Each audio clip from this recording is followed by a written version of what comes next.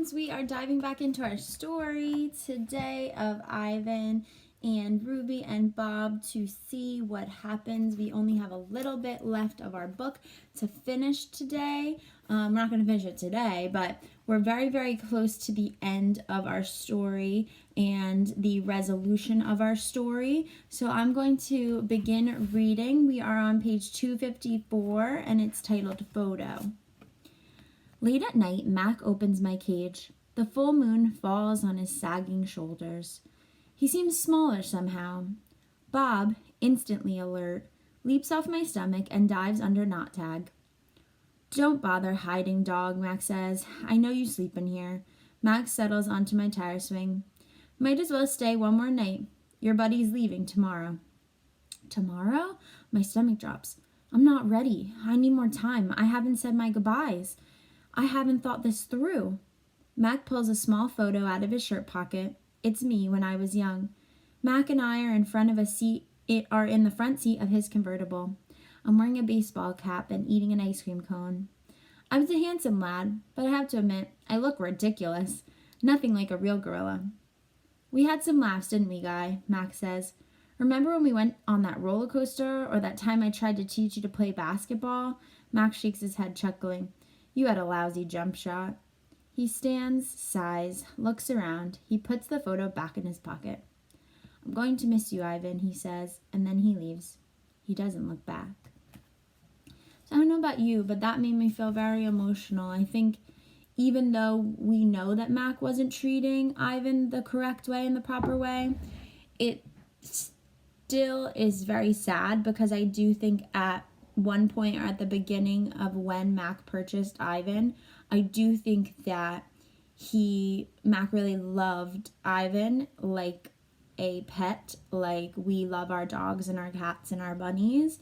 I think that he slept with Mac at night. He went on adventures with him. He did things with him. He was taken care of by Mac and Mac's girlfriend at the time. So it still is a loss for Mac. Financially, yes, because he did start using him for profit. But I do think that it's a big loss for him just as a friend and as a family member because Ivan has been around for so many years. And it's always sad when a pet or a family member leaves or gets taken away. So I think Mac is really feeling some type of remorse or some type of sadness, which does show that maybe he does have a heart in there somewhere, even though he didn't give Ivan the best life he possibly could have. Leaving. Early in the morning, Maya arrives with many other humans. Some have white coats. Some have rustling papers. They are hushed, busy, determined. Ruby enters her box first. I'm scared, Ivan, she calls from inside the box. I don't want to leave you. A part of me doesn't want her to leave either, but I know I can't tell her that. Think of all the amazing stories you can share with your new family, I say. Ruby falls silent. I'll tell them your elephant joke, she says after a long pause. The one about the refrigerator. I bet they'd like that. And be sure to tell them about Bob and Julia and me. I clear my throat and Stella. I'll remember everyone, Ruby says, especially you. Before I can say any more, they roll her cage out to the waiting truck. It's my turn.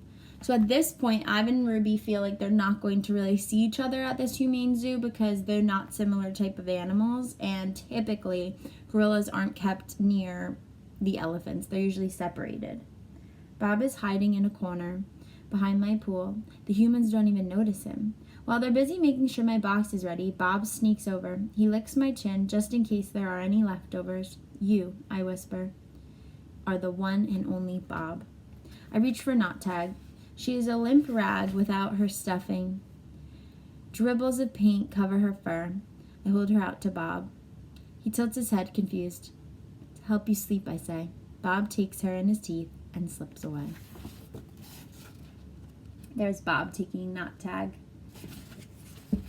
So this is a very, very sad time because I love Bob and I was hoping that Bob was going to be able to come to the zoo, but it seems like he's just going to keep living his adventurous, homeless life that he loves so much, and he's taking something to remember Ivan. Good boy. Good, Ivan, good boy, Maya says when I lumber into my box. I hear the clicker, and I'm rewarded with a tiny marshmallow. When I'm settled, Maya gives me a sweet drink that tastes of mango and something bitter. My eyelids grow heavy. I want to see what happens next, but I am sleepy. So sleepy. I dream I'm with Tag. We're swinging from the vines when Stella watches. The sun slices through the thick ceiling of trees, and the breeze tastes like fruit. So Ivan is put under, like we talked about. I think they made him a little sleepy so that for this journey of going to the new humane zoo, he is relaxed and sleeping and doesn't really remember what's going on. Moving. My eyes flutter open. The box is moving. I am in the grumbling belly of a great beast. I fall back asleep. Awakening. I awake to glass and steel. It's a new cage, not unlike my old cage, except that it's much cleaner. Maya's here, and other humans I recognize. Hey there, Ivan, Maya says. He's coming too, guys. I have 3 walls of glass. The fourth wall is a curtain of wooden slats strung together. This doesn't look like the zoos on TV. Where are all the other animals? Where are the gorillas? Is this where Ruby ended up, in a cage like her old cage, still alone? Is she cold, hungry, sad? Is there anyone to tell her stories when she can't go to sleep? Missing. I miss my old cozy cage. I miss my art. But most of all, I miss Bob. My belly's cold without him. No, did he go somewhere that isn't as good? Food. The food is fine here. No soda, though, or cotton candy. Not famous. I have no visitors here. No sticky-fingered children or wary parents. Only Maya and her humans come, with their soothing voices and soft hands. I wonder if I stopped being famous. I can tell Ivan's very confused. Something in the air. Endless days pass, and then I notice something. A change. I don't know what it is, but I taste it in the air, like far-off rain clouds gathering. A new TV. Maya brings me a TV. It's bigger than my old one. She turns it on. I think you're going to like this show, she says, smiling. I'm hoping for a romance or maybe a western. But it's a nature show. One without human voices or ads. It's a show about gorillas being gorillas. I watch them eat and groom and play fight. I even watch them sleep. I wonder why Mac never put on this channel. The family. Every day I watch the gorillas on the TV screen. It's a small family and an odd one. Just 3 females and a male juvenile, which means like a baby, without a silverback to protect them. They groom each other and eat and sleep, then groom each other some more. They're a contented group, placid and good-natured, although, like my family, they bicker from time to time. Excited. This morning, for some reason, there is no gorilla show on TV. Maya and the other humans are excited. They chirp like birds at dawn. Today's the day, they say. I've watched many humans watch me, but never have they looked so happy. Maya goes to the wall of wooden slats. She grins goofily. She pulls a string. We're gonna stop there.